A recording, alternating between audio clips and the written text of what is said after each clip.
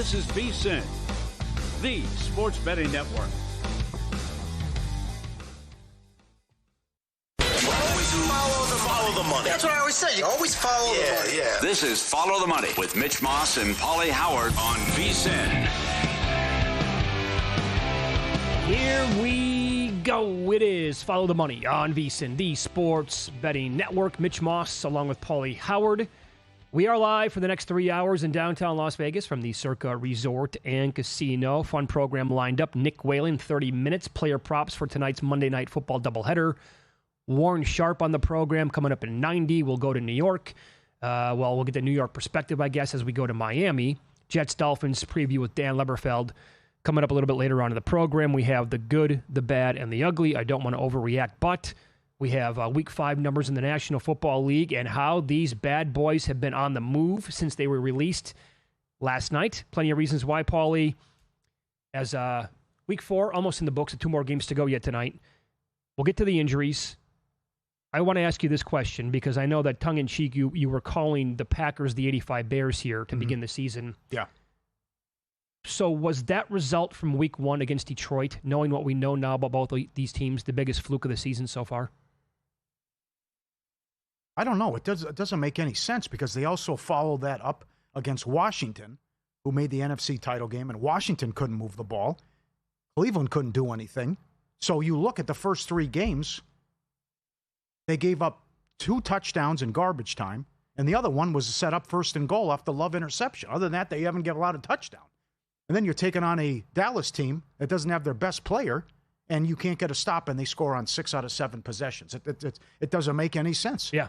I don't know what to tell you. And then, Parsons not being on the field, Dak all day to throw, guys wide open. You score 40 on the road, you get a tie. The shenanigans late. It's a funny sport. It's a week-to-week sport. I can't explain it after they were so good the first 3 weeks. And then suddenly they couldn't get a stop. I don't know. I was also speechless watching the Charger game. How did the Chargers lose that game? I don't know. What's your take? Well, I mean, there's 6 yards per play to 3.6 yards per play. Right. Dart throws for 100 yards. Yeah, the Giants essentially did nothing in the game offensively, and yet they were in control and winning pretty much the entire time. Yeah. So, and then, part of the injuries that we'll get into, Malik Neighbors now, that's horrible. And they go on the road. I think everybody's going to assume this is going to be an easy win for the Giants. I would say not so fast when they play the Saints coming up this weekend. But the Lions now are scoring 30 points kind of on accident. They did it again yesterday. They didn't have a zillion yards. They had fewer than 300. But that's back-to-back. But when you look at the scores, of the final scores anyway, they have covered and blown out their opponent now. The Ravens game was a 7-point game, but they did whatever they wanted to that Baltimore team. And so they're scoring 30-plus, higher than that, and couldn't do a damn thing. I guess that was their preseason game? That's probably right. What you said it before. I think last night was a fluke, and I think that was more of the Lions were rusty, and that was our preseason game, and let's get the issues out of the way. But to go from the Lions can't even get a first down, and everything's a dink and dunk to we can't slow down Dak and we give up 40. They were never a threat to even move the football until late. Right, yeah, right. Yeah, I guess the other biggest fluke could be Carolina 30, Atlanta nothing. That could be it. And Atlanta, I think, is going to be live to win that division because the Buccaneers are just dropping. Players are dropping like flies. That's the story, I think, of the league kind of right now. I think you're right. You could probably get a long shot or a surprise to make a deep run or make it to the Super Bowl because it's going to be a war of attrition with the guys that are getting hurt and going down. And again, with the 49ers, they can't. Now something wrong with Purdy. It never ends. What's going on at Tampa? You're right, losing key guys left and right. But it's one of those years. Yeah. And it's also it's also a weird year with what we've seen with the special teams and a kick is blocked every single week, or a punt return or multiple. I mean, Philadelphia right off the bat, 2 minutes into the game, block punt, take it back the other way. Sure. After how they ended last week against the Rams. Yeah. Here are the numbers, by the way: 15 blocked kicks through 4 weeks with 2 games to go. We had 9 at this point last year. 11 field goals have been blocked. 4 punts. The field goal thing. I don't see it changing. There's a jailbreak. If you watch all these games at the same time, there are multiple jailbreaks. I don't know if it's these guys are just too big and they overpowered them or it's scheme. Well, It's what happened in the Dallas game. What happened in the Raider game. But if you watch closely, sometimes they're getting there, but they're just missing. And it's just there's issues up front doing their job. Did the league send out a memo after the Broncos-Colts finish to like the referees that we may have missed that said, hey, easy with the leverage call? Because that was a BS call. Broncos should have won that game. Colts were gifted a second chance, and then they eventually won. Because I'm telling you, watching these block kicks, like the one I'll give up, and I had the over in the game. I never had a side. So this is not like me telling you I had the Raiders and I thought it was a bad call. That's not it. The final play in the Raiders-Bears game yesterday, was that not leverage on Chicago, what they did to the offensive line for the Raiders? I thought that was maybe even more egregious in the Broncos-Colts finish, but they never called it. No. So maybe they're just saying they're going to crack down on it, and we don't want to have that rule enforced anymore. And I did see this idea thrown out there because of the special kicker balls that we have now, and these guys, they're trying them from 55, 60, 65 yards, and these guys are putting them to the net. They're kicking them lower to get a better trajectory, if I can say that word. Tough one, yeah. To go through the goalposts. Good. Okay, very good. And if they're kicking them lower, that could be a thing that continues, hence making it easier for the special teams on the defensive side to actually get their hands on the ball. I can buy into that one, Paulie. Yeah. Not bad. Because I was concerned about that with the Green Bay game going to overtime because I had Green Bay on a teaser. That's like, this is a major mismatch right now. Aubrey can make it from 70, right? And you have kicks blocked routinely. Mm-hmm. When that came back to bite him, what happened with the block deck. And that was a total jailbreak. Not only does two guys come right through, three guys, and then it ricochets and goes right into the arms of the Dallas player, and he takes it in for the two. Well, and because of that, they had so many guys behind the line of scrimmage, the Cowboys did anyway, that the Packers, they had no chance to catch the players because they were already 5 yards deep and going the other way. They had a convoy. Mm-hmm. But I think multiple guys could have blocked that field goal, like you said, or the extra point. Yeah. By the way, that's a horrific beat for people who were on Green Bay first half money line. Yes, it was. And you never know. People bet all this stuff, right? So I'm sure tons of tickets were out there on that. Maybe even to finish off some full-day parlays tied into that game last night. You're telling me they're up 13-0, going to make it 14-0, and because of that result, hold on, we're going to take it for two the other way. It's 13-2. It's still 13-2. Dallas had the ball at around the Green Bay 30 with under a minute to play, and you could not win the money line at the first half. Yep. Packers team total was also 13.5. Oh, that's another one. You're right. I could see it coming. It's just like you can run a draw or a screen. Why are you getting aggressive there when you have issues with the kicking game and you could see it coming? You want to dial one up and throw it down the field, and whoop, there's the turnover, and it changes the game when you were in complete control. Yep. I don't get it. Just go to halftime. If you just want to run something safe, so be it. But I thought that was ridiculous how they handled it. And then the nonsense at the end, where I don't care if you're going to give Aubrey time. They don't have to score a touchdown and win the game. Who cares if it doesn't worry about Aubrey or how much time's left if you score the touchdown and win the game. But they're so concerned with playing the clock there. I know. And then the dump off on second down was stupid. The whole thing was crazy. I can't believe you watch this stuff every week. You see something new or something that just blows your mind. Well, and I want to know if the guy running the scoreboard, the clock operator, got a big break. Where is he from? Yes, right. How was there 1 second on the clock? Uh-huh. The fact that didn't show all zeros, I was blown away watching the game live last night. And then, of course, as soon as the field goal is good, people in Survivor contests here at Circa, all across the country and beyond, if you're unfamiliar with this stuff, did your team win? The answer is no. Mm-hmm. So did they survive? Absolutely not. A tie is a loss in Survivor contests. And I like how Jeff Benson had to send out, you would have appreciated his tweet if you didn't see it. All caps. I saw it. A tie is a loss in Circa Survivor. Yep. Because you knew for a fact that he was going to get bombarded with people asking that question. Right. I don't want to overreact right off the bat. They will change this overtime soon. Because the worst thing for everyone involved, fans, players, whatever, people hate ties. And as we talked about with Mike Palm a couple weeks ago, when we talked to our good friend, the lawyer from Chicago, he said, watch out for this because of the new rules. People are going to get knocked out of Survivor. You're going to see more ties. We've already had one. That's right. We should have had two Cowboys-Giants should have been a tie as well. Fair. But when both teams get the ball now, this is likely to happen. And it's only a 10-minute period. That's right. That's it. And so people are not going to be fans of this. I'm just talking about everyone's got a bad taste in their mouth when there's a tie afterwards. Oh, I'm guessing that we're going to have multiple ties this year. Yes. That last night was not the only one. Yeah. And another thing, I know that they have somehow played 2 unders. I mean, Cowboys are averaging the most yards per game and allowing the most yards on defense. Mm-hmm. So they have the number 1 offense in the league, and they have the number 32 defense overall when it comes to yards. They have blown by the total in 2 of their 4 games. And by the way, the other 2 games, the lightning delay in the opener against Philadelphia, that game was going to fly over. It did not. Yep. And I don't know how the game last week against Chicago didn't go over. They had, 30-plus points at halftime, and it completely died? And now they have a 47.5 against the Jets? Yes. But I don't think I could bet an under in a Cowboys game. I'm with you. I know. They score 40 points. We get 1 out of Aubrey. What are the odds of that? We couldn't get more from Aubrey. That was a big upset. Save 40% on our football season special with the Follow the Money promo code FTM. VSiN Pro access to everything we do across every sport through the Super Bowl. The daily best bets from every host, every guest, the betting splits, the Mackinnon systems, the prop analyzer, all the props, the guru, the doubleheader. Cohen's up there with a couple plays. Adam Burke, Applebaum. You get lost in all the information. The prop analyzer as well. And the OptiStats. Lock it in, 40% off today. Promo code FTM, VSiN.com/subscribe. So much up there. Tell your friends. I like this angle tonight as we get into the Monday Night Football doubleheader coming up next.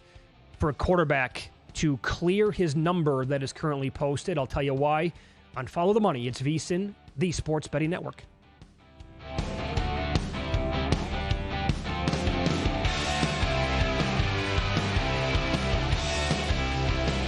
If you're serious about football betting, VSiN's got your weekend game plan. Fridays at 7 p.m., it's the Circa Friday Football Invitational. Saturday morning, VSiN's college football tailgate show at 9 a.m., breaking down matchups, props, and big-time bets. Later that night, join the football contest show as the sharpest betting minds give you their picks for Sunday's game. And Sunday at 9 a.m., lock in with Mitch and Paulie on VSiN's Pro Football Tailgate Show. Your final stop before kickoff. Check out the full lineup at VSiN.com and join us on the Sports Betting Network. So, Paulie, have you had a chance to read the VSiN Daily yet? Yeah, came in at 3 a.m. What's Bill doing up that late? Well, rumor has it starts off with a 12-hour meditation session. Then he just pours himself over film and live TV, really focusing and taking it all in. Bill's in with the biggest insiders, talking trade secrets, strategies, the whole 9, absorbing the info. And then and only then can the writing process begin.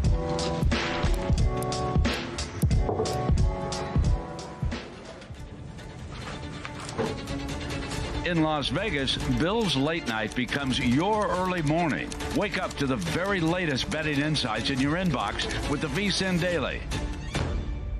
Sign up for free at vsin.com/newsletter. Responsible sports betting starts with a game plan. That means stick to a budget. Keep it social by playing with friends. Learn the game and know the odds. Play with trusted legal operators. And if you need help, reach out. If you're getting in on the action, visit haveagameplan.org to learn more.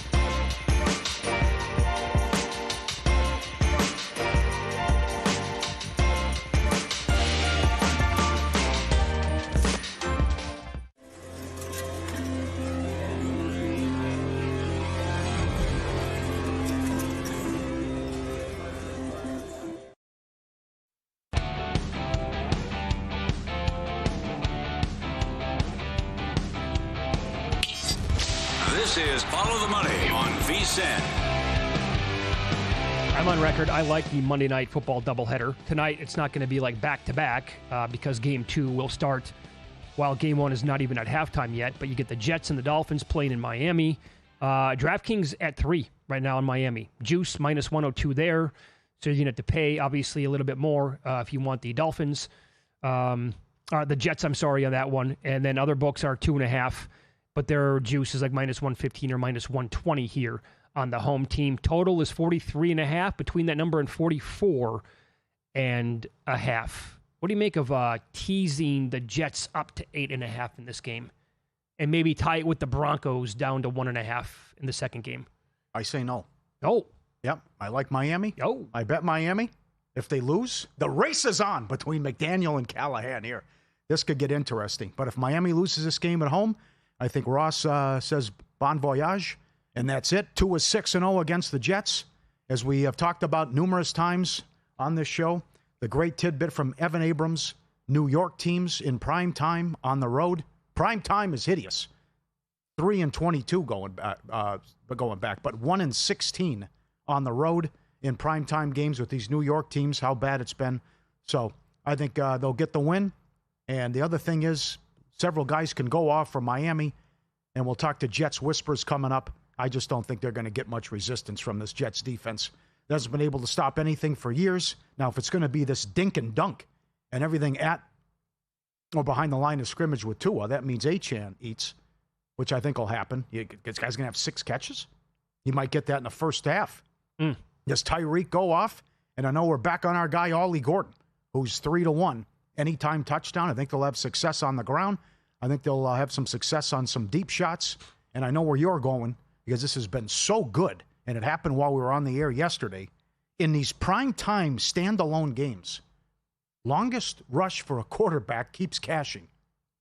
It really does. So the one angle I wanted to look at tonight was obviously Justin Fields here. Now, when you look at the defensive numbers for Miami so far through 3 weeks, and they do not have a lot of talent on that side of the ball. In fact, overall, their DVOA on defense is 31st overall. It's worse than the Jets. They're 31st against the pass, 25th against the rush. So they cannot get pressure on the quarterback. In fact, they are dead last in the entire league getting pressure. This was entering week 4 at 18%. Their sack rate is 17th overall. And so as a result of that, they have the highest blitz rate in the entire league at 43.2%. Number 1 with a bullet. And so when I told you that their pressure rate is last, their non-blitz pressure rate is 31st in the league. Now you could flip it and say, well, is Justin Fields and this passing offense really that big of a threat?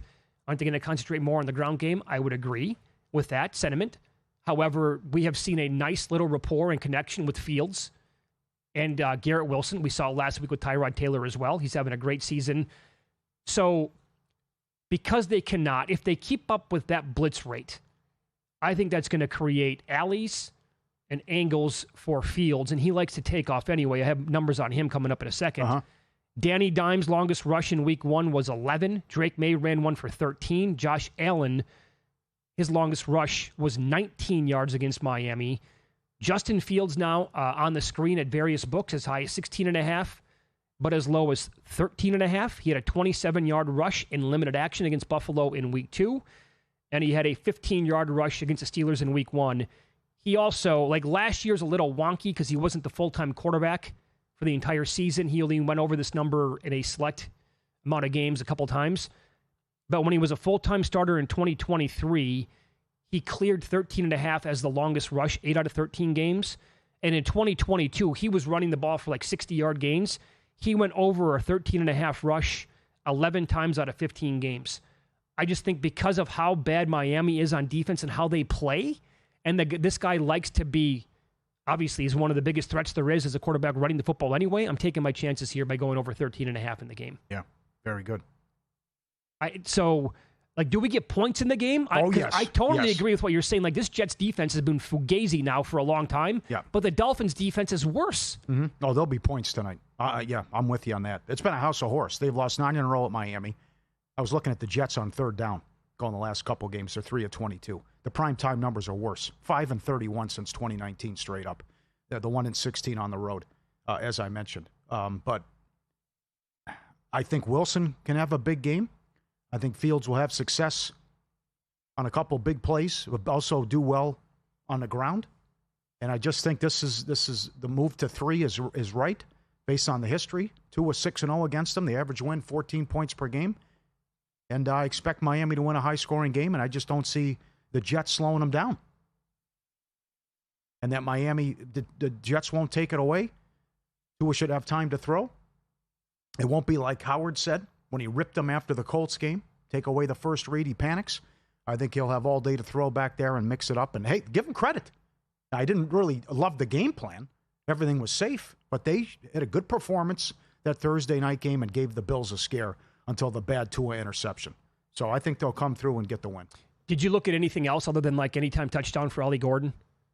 Because I know that his rushing yards prop now has ballooned up to like 25.5. Yeah, I'm good with that. I think he'll get some carries. You think so? You don't trust McDaniel to get him enough touches? Well, because after what he did in the Bills game, this guy needs more carries. I would agree with that. That's kind of where I'm thinking. Well, all weekend long, and including tonight, at VSiN.com, the Opta AI player projections have been there for free to go check out. And some of the stuff that they had, I didn't grade all of them, but like they were all over Derrick Henry under rushing yards yesterday. That one got there. They were also all over Lamar Jackson passing yards. That one didn't, but he also got hurt and only played basically one half. For this game tonight, they have Gordon. They project him for 12.5 yards. That's like a half of what his number is tonight. And but here's the thing. They only have him going, I think, for 3.5 carries in the game. No, that's not happening. I mean, I watched that game like everybody else did against the Bills, like you just said. I'm thinking, this dude's got to be put in. They got to implement some more plays here for the guy. Number one, he's goal line guy. Number two, he's short yardage guy. And there's going to be plenty of opportunities against the Jets. So like he did against the Bills, he breaks a couple. There it is. No problem. I'm with you on the. He is going to be the goal line guy. Mm-hmm. And aren't they going to get their chances again against this Porce defense? Yeah. So 3-1, like the Scadaboo number went bye-bye after one game. That went from like, what, plus $3 or higher to plus 110 anytime touchdown? You can still get 3-1. And it's not his backfield. I get that, but. Mm-hmm. Well, I just think it's hard to sometimes look at these numbers like we talked about with Dart. I mean, Dart had a huge number, and he just look how many times he ran. I think he was over that halfway through the first quarter yesterday. Well, the other thing I have to look at, because you asked the question, McDaniel won't shut up about Darren Waller, about how good this guy looks and the talent, and he's finally going to play. So I would expect him to come. He's the stupid trade to get rid of Jonnu Smith. So I would expect a couple catches and a couple targets in his direction, too. If you keep raving about him and how good he looks, okay, well, he's finally playing. Let's get him involved. And remember, no more Jonnu Smith, obviously, how big of a part of the offense he was last year. So it's like the tight end absolutely is supposed to have a role with this team. In the other game, I brought up the pressure rate in the first game. I'll do it again here for one particular reason. Cincinnati, they are 15th overall in pressure rate on the entire year. Their blitz rate is dead last. Their non-blitz pressure rate is 19th. So if they don't blitz tonight, I don't think that even with Trey Hendrickson on the defensive line, they're going to get to Bo Nix, because Denver is number one in pass block win rate, and they're both their tackles are in the top 10 overall individually. Bo Nix has only been sacked 3 times in 3 games. This is a very difficult prop to find. I know the Hard Rock had it earlier this year. I would look at betting Bengals sacks if you can find like a 2 or 2.5. It's a suitcase bet to the under. But if you could find even like 2, that to me would be worth a bet on under Cincinnati Bengals sacks in this game. TMI Ozzy put me on Engram over. That they were comments that we want to get Engram involved as well. Browning is as high as $2 to throw an interception. Oh. He's 170 here at Circa. We're getting close to Winston territory, so that's 5 in last 7 quarters. And I know probably Chase Brown receiving is going to be popular, but they have to get him going on the ground. This is ridiculous. He's been hit behind the line of scrimmage on 80% of his carries, and they're averaging 2.4 yards per carry. How bad this has been? This is like historic. You got to go back to, was he a Packer? Reggie Cobb? Reggie, oh yeah. Yeah. From Tennessee. For a guy to have this. That's what is that bad? Yeah. how bad he is with hit behind the line of scrimmage in 2.4 yards per carry, but you're getting that many carries. And you also have to get T. Higgins involved. The last meeting, he was awesome against Denver in that high-scoring game. So I expect points. I know Zach Cohen wrote about it up on VSiN.com. I expect points in the late game as well, and for it to be entertaining. I wouldn't be surprised if it's bombs away with the field goal kickers, too. The Opta AI projections have a huge game in store for Jamar Chase. Like 9.5 catches and more than 90 yards. I'm surprised by that. Because bounce back from getting embarrassed last week. Well, you know what they want to. Yeah, you know what they want to do though, when they have good cover guys. Yeah, Cincy on the ground again, last in adjusted line yards, 30th stuffed rate, dead last at the second level, and 31st in the open field. I mean, that's as bad to expand on what you were talking about. As bad as it gets. More on tonight's games with more player props to look at coming up next.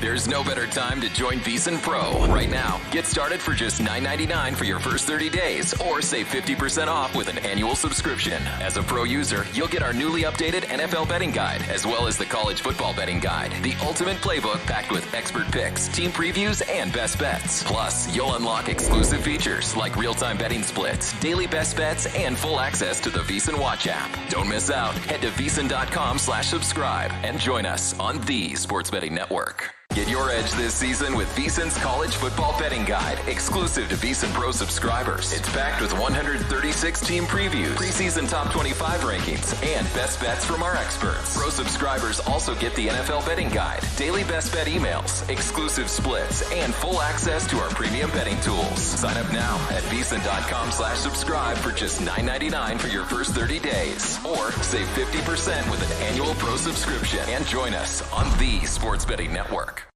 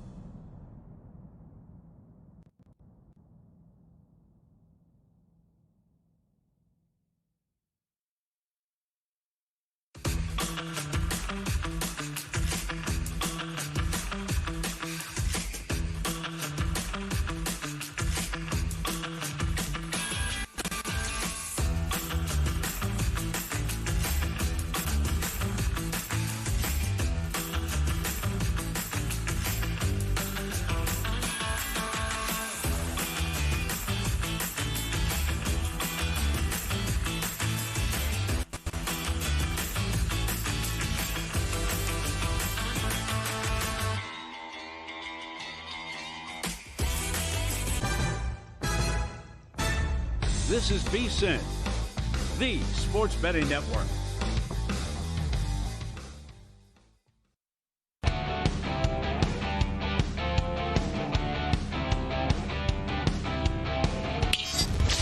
This is Follow the Money on VSiN. Got a double header tonight coming up Monday Night Football again. The Dolphins at home laying 2.5 with juice or 3 around even money. Check your books, check your outs, obviously. The late game Broncos 7.5 in that game. And to talk about them now, we head out to the Progressive guest line. Nick Whalen joins the program with RotoWire. You can follow him on X at WHA, the number 1EN. Nick, thanks for the time. As always, we appreciate it. I was just making my case for a Justin Fields prop in the previous segment. I like his longest rush over 13.5 tonight for various reasons. How did you approach Fields in this game? Yeah, I think this should be a nice spot for Justin Fields. I'm on board with the longest rush. I'm looking at Justin Fields' anytime touchdown tonight. Of course, that would likely have to be a rushing touchdown to cash, but plus 210, I think to me is pretty fair. I mean, you have a Miami defense that's 31st right now in rush defense EPA. They're dead last in success rate allowed on the ground, even worse than the Dallas Cowboys. You know, they're dead last in overall success rate defensively. And, you know, I think early in the season, it's early to say or easy to say, well, you know, they got crushed in that Colts game. That's bringing down all the numbers. This defense got crushed by New England. You know, even Buffalo didn't play that well last week, still cruised to a 10-point win. So I think with Miami, we focus so much on the issues with Tua and is Tyreek Hill happy? Is he going to be traded? Is Jalen Waddle banged up? We forget that this is just not a very good defense whatsoever, a defense that had some very obvious holes coming into the season, and a secondary that might be the worst in football and has some key injuries tonight. So assuming we get the full version of Justin Fields, which I think we will, I think he's fully cleared from concussion protocol, I think this should be a really nice spot for him and that Jets running game. So you brought up the Cowboys defense there. You're from Wisconsin. I'm from Wisconsin. How alarmed are you from that performance last night by Green Bay? I couldn't believe what I was watching for like 2.5 hours. I alarmed on a number of levels. I mean, I think offensively, this was great, right? I think if somebody had told you, hey, the Packers are going to put up 40 in Dallas, you would say, excellent. All right, they're covering the 6.5, no problem. I have so many questions about what Matt LaFleur was doing last night. You know, really starting, I think it was early second quarter where the Packers, you know, they come out, they put up 2 touchdown drives. Obviously, you have the extra point not only blocked, but returned for a touchdown. And of course, that ended up mattering, as it always does when something like that happens early in a game. But the Packers, and you guys know this, right? Especially you as a Packers fan, they have an opportunity to step on the throat of the Dallas Cowboys early in this game. And not once, but twice, Matt LaFleur opts to punt from essentially midfield on 4th and short. You know, they take this delay of game on a 4th and 2. They end up punting. They have a similar situation a couple possessions later. You punt it away again when your offense is moving the ball at will. And you know, I think the one thing I would say in defense of Matt LaFleur is I think he realizes how bad this offensive line is playing right now, and the Packers can no longer just automatically pick up 2 or 3 yards on the ground with Josh Jacobs like they could last season. But I don't know if he's reading too much into that lack of an efficient running game, because the way Jordan Love was playing last night, I don't think the Cowboys defense had any hope to stop him. But the inconsistency that we continue to see from Matt LaFleur when it comes to that aggressiveness, right? You punt twice from midfield, but then with 28 seconds on the clock, you try to score before half. And it leads to a disaster scenario where you fumble and give up a quick touchdown. I don't really know what to make of this Packers team, guys. I really don't. I still think talent-wise, you know, when they're at their best, they're probably a top 5 team in the NFL. But I don't have a whole lot of faith in the coaching. I don't have a whole lot of faith in the special teams. And I'm eagerly waiting news on Devontae Wyatt last night, who left with a knee injury. If he misses significant time, that is a big, big deal for that defense. Good breakdown. Excellent points. Also, stop worrying about the clock and just go win the game in overtime. Let's go win the game. Yeah, take shots in the end zone. I couldn't believe the dink and dunk and how they were managing the clock. The nightcap should be high scoring as well. You got a plethora of bets that you like. It's okay that this is popular. I think it'll still cash as well. Chase Brown over receiving. Yep. Yeah, the Bengals have to find a way to get Chase Brown involved. I don't know if it's going to be as a traditional running back, because Cincinnati's running game has just been brutal so far. I mean, we're talking, 47 carries for 93 yards on the season for Chase Brown. I don't think that projects to get a whole lot better tonight against this Broncos defense, which maybe hasn't been quite as dominant as we thought it would, but still rates out as a top 10 defense in just about every metric. So I look at the over 21.5 receiving yards, and Amari and Hampton went 6 for 59 on this defense on 7 targets. Jonathan Taylor had a long receiving touchdown on the Broncos defense a couple weeks ago, and that's really kind of the hole right now for the Broncos, is covering those running backs out of the backfield. And you look at Cincinnati coming off of just a worst case scenario offensive game last week against Minnesota. It might not be a great offensive game tonight, but it's not going to be that bad. Teams don't play that poorly 2 games in a row. So even in a tough spot here, Broncos should be able to get after Jake Browning. This is not a very good offensive line for the Cincinnati Bengals. I think we see some dump-off opportunities for Chase Brown. Okay, I was making the case again for Fields to go over his rushing yards prop. You want to do the same thing here with Bo Nix in this game? I do. I think we're getting a reasonable number here at 21.5 for Bo Nix. And, part of it for me is, Cincinnati, if you look at right now, like they've allowed the fewest rushing yards to quarterbacks in the NFL this season, but they've only allowed 6 carries by quarterbacks because they played Joe Flacco, Trevor Lawrence, and Carson Wentz. And I know you could argue Lawrence and to a lesser degree Wentz, they're semi-mobile, but they weren't in those games. And now you're playing a true mobile quarterback in Bo Nix. So this is really the first time to me this season that they'll have to worry about that. Bo Nix has been a little bit disappointing so far as a rusher. Didn't go to that as much as I thought he would in week 1 against Tennessee. Was able to get it going a little bit these last couple of games, but he's carried the ball 19 times through 3 games. And if you're telling me he's running the ball 6 or 7 times tonight, I like his chances to go over 21.5 and went over that number last week against a much, much better defense than the Chargers. Very good. I'm with you on that. Longest rush, 11.5 as well, which I like. What happens with Chase tonight? How does Browning move the ball? That's a very good question. If anything, guys, I was kind of looking at the T. Higgins market. Yes. His season has been off to a disastrous start, and I think it could be a little bit reductive to say, Pat Surtain is just going to be all over Jamar Chase, and that opens up T. Higgins. I kind of think that's how it could go, though. Step number one, if you're the Broncos defense, is making sure Jamar Chase doesn't have one of those Jamar Chase games that keeps the Bengals in this, and I think that does open things up for T. Higgins. The one game that he kind of got loose was week 2. Against the Jacksonville Jaguars. And that's turned out to actually be a pretty good defense in Jacksonville, and he gave them a lot of problems. So Jamar Chase, obviously, a talented enough player. I think the volume should be there, that if you want to make a case for his over, I see it. But to me, the number is low enough now for T. Higgins. We're talking under 50 yards tonight, where he's the guy I would target if you're looking at those Cincy receivers. Okay. How about the much ballyhooed rookie running back for Denver in the air, RJ Harvey, right? We heard so much about this guy before the draft, after this landing spot for him being selected by the Broncos. I'm seeing as low as 9.5 for the receiving prop. Did they get it going with him tonight?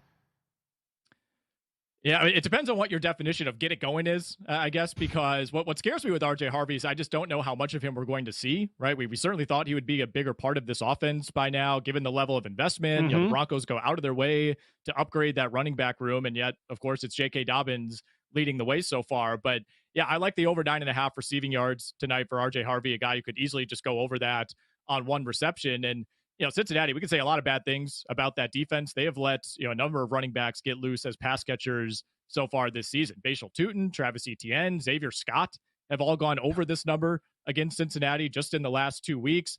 Again, I stay away from the rushing props when it comes to Harvey because I just don't know how much he's going to be on the field. But if he is going to be involved tonight, I think it's more as that pass catching back. Very good. Nick, do you think it's time today?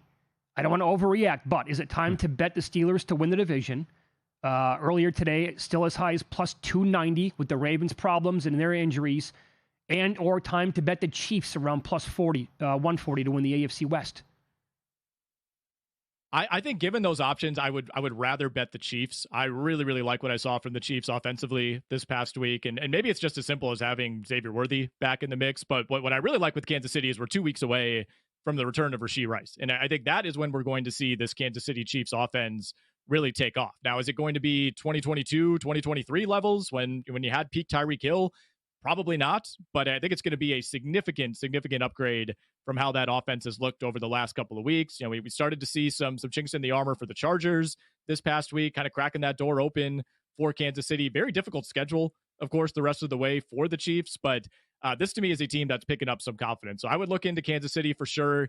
I'm still not totally sold on the Steelers, guys, but at the same time, you mentioned the big thing with Baltimore. It's not only that they're 1-3, it's the injuries all over this roster, right? We have no idea if Lamar Jackson is going to play this week. They lost 2 key pieces defensively. Madubuike is done for the year. He's not coming back at any point. Nate Wiggins is banged up. Marlon Humphrey might end up missing a month. And 2 really difficult games coming up for a struggling offense and a team that just cannot run the ball right now. This has been an astoundingly bad start for Derrick Henry. Yep, totally agree. Nick, thank you as always. Good luck with the bets. Enjoy the games tonight. We appreciate it. Appreciate it, guys. Thank you. There you go. Make sure you follow him on X as well, at WHA1EN, Nick Whalen, RotoWire. So I'm looking right now, Paulie, at an updated win total for the Baltimore Ravens. It's 10.5. They're 1-3, like you said. Houston and the Rams, both of those are at home on deck. The bye Chicago. They still have to go at Minnesota this year. They have Pittsburgh twice. Yeah. They got at Green Bay. They might get Cincinnati when Burrow is back. They're going to win 11 games? I think the schedule's doable and they can do it. But the problem is you're down 8 guys on defense, and what happens with Lamar? And they can't get the running game going. Yeah. I mean, what's with this 40 yards every game with Henry? Oh, I never would have envisioned a scenario where it's like, okay, well, Ravens are going to miss the playoffs after what we watched week 1 for 3 quarters. Yeah, it's another number that I think you need to at least take a peek at anyway. Paulie's going to run down all the big tickets that cashed over the weekend, the landing spots, the bad beats, win-lose next here on VSiN.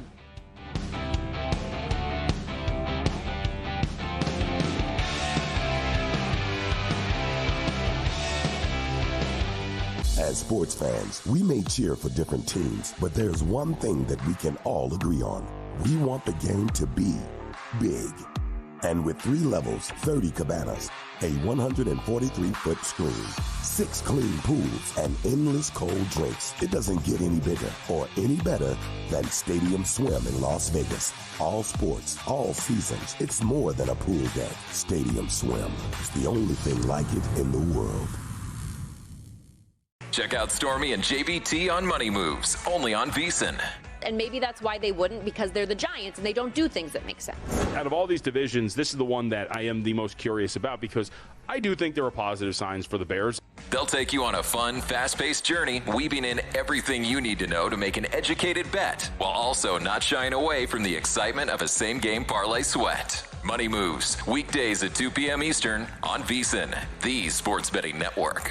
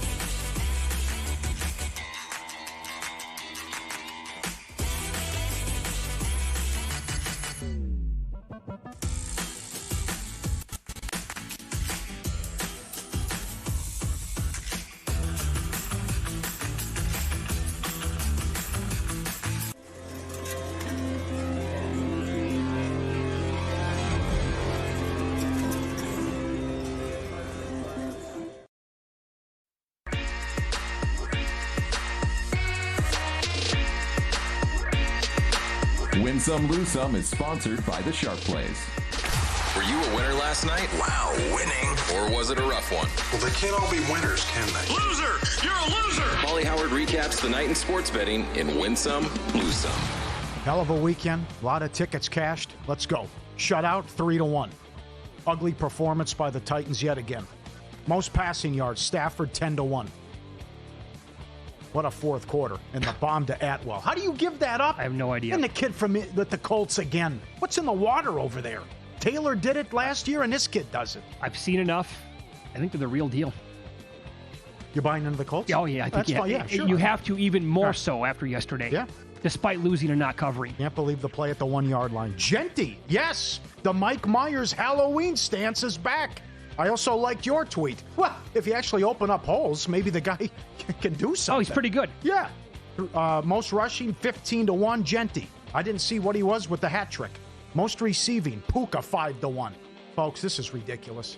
He's on pace for 2,200 yards. I mean, come on. He's on pace for almost 180 catches. Yeah. This is nuts what he's doing. I have a lot more on Puka later on in the show. Yep. Most points scored, the Patriots, of course. 22-1. I think that was 42 unanswered after Carolina had 6 rip. Fewest points, Titans 7-1. Highest scoring game, Dallas Green Bay 20-1. Lowest scoring game, Tennessee Houston 6-1. First touchdown of the early games, Eagles 11-1.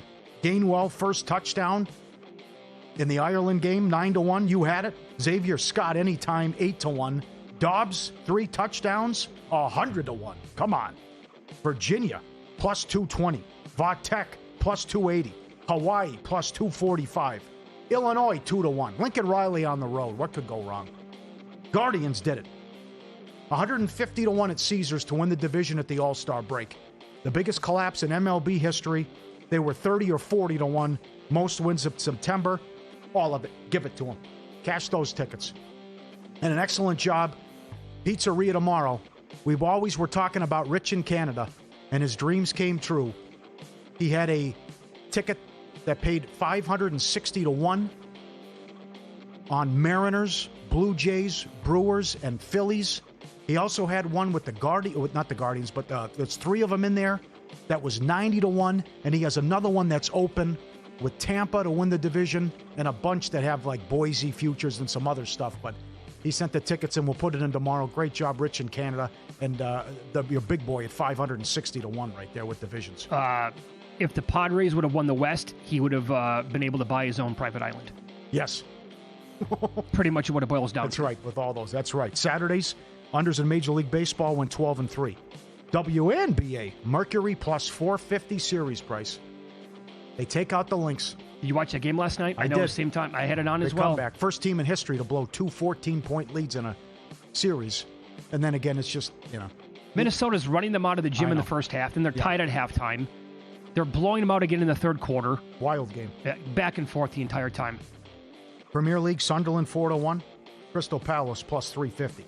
Subscribe, be part of the team, VSiN.com, our radio and podcast friends. You always want to see these tweets and videos at Paulie Does Vegas on Instagram. Send them in, we'll put you on. Ton of people reaching out every day on Instagram. It's excellent. Look at this guy running with the train. Give me that. Look how fast this guy goes. Well, you got the train running, and he's at the fence. Got a little shirt on, coming in, trying to race the train, going back and forth. He's moving, man. And no kidding. That is awesome. He's got a big backyard. Reg rolling with the train. That is excellent. Thanks to everyone who sends those in every single day.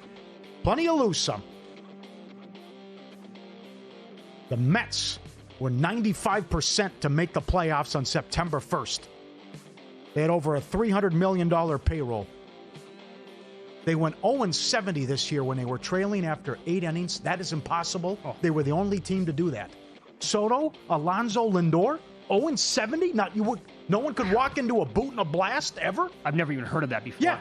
They went 0-70 this year when trailing after 8. Like, what were they to make the playoffs? They had the best record in baseball. The best ERA in June, yes. You look at this. Yeah, 95% September 1st. Go back to June. Best record, all that. Couldn't beat them at home. Right. Unstoppable. They blew it.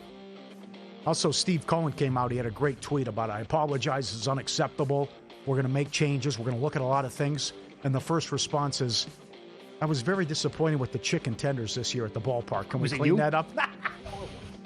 Oh, but the guy goes, I want more. Can we clean that up? I want more high-quality chicken, the guy said. Well, a guy, I mean, if he's a lifelong season ticket holder, then acquiesced.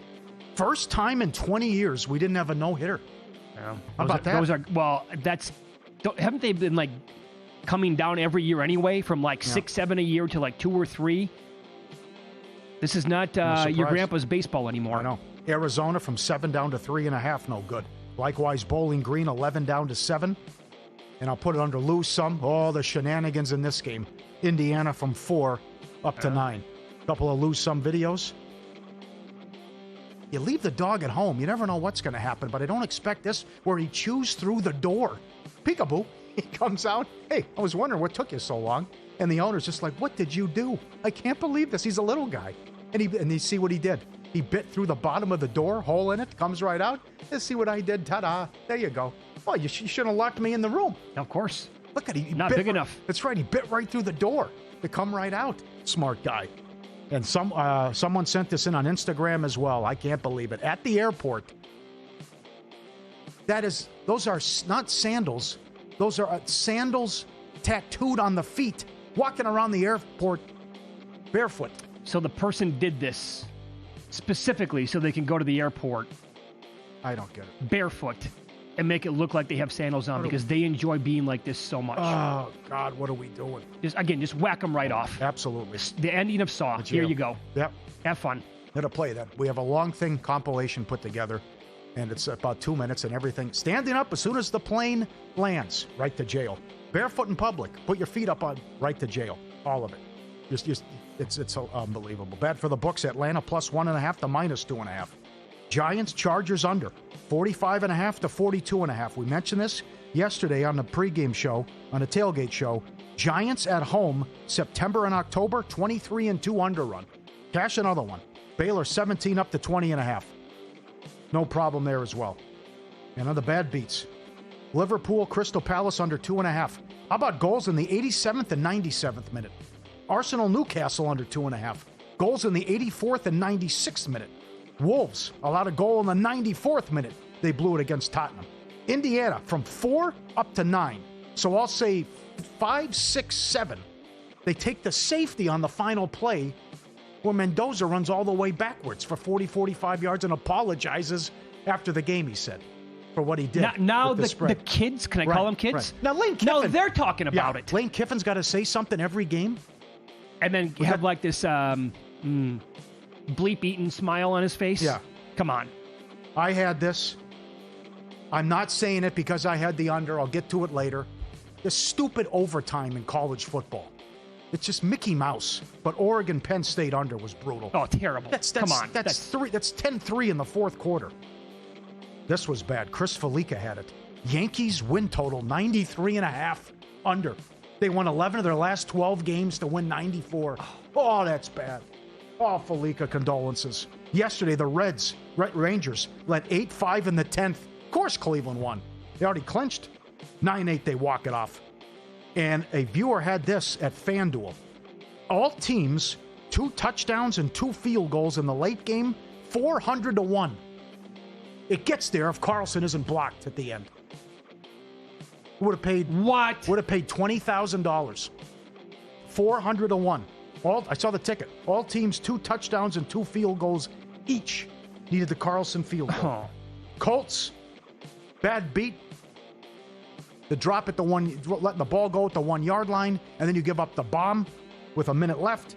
Packers first half money line, and Packers team total over 13.5 as well. Before the line moves, sharp plays already there. They don't just follow the market, they help move it. You're not going to outsmart billion-dollar books of full-time sharps on your own. With Jeff and the sharp plays, you don't have to. Great sources, dialed in, connected. Betting reports, real-time alerts, market-moving insights straight to your inbox or X-feed. At it since 2011. Documented results, public logs, transparent receipts, sharpplays.com. Trusted by pros, watched by the books. Sharpplays.com, baby. I thought that I had Oregon plus 4. I took that right before kickoff here at Circa. Okay. And it was minus 102. I thought I was going to lose that in overtime. Well, they've been infuriating. How about the note? They're going to run the ball, Dan. Oh, yeah. Here comes a run to Eller. They're not going to throw it. They were creative. I'll give them that with the play calling, but you can't trust Drew Aller, and they clearly did not. Also, how was there not targeting called? And they went to replay it. I didn't have the volume up because I was at a bar. I couldn't believe It's one of the most egregious targetings I've ever seen in my entire... No, nothing to see here. Could have knocked them out. Oh, my God. They just make this up as they go. I know. All these rules, man. Up next, we'll go over Week 5 numbers in the National Football League. The number in one of the marquee games is really on the move, and it makes sense. We'll tell you what game that is and the current point spread on it coming up on Follow the Money. It's VSiN, the Sports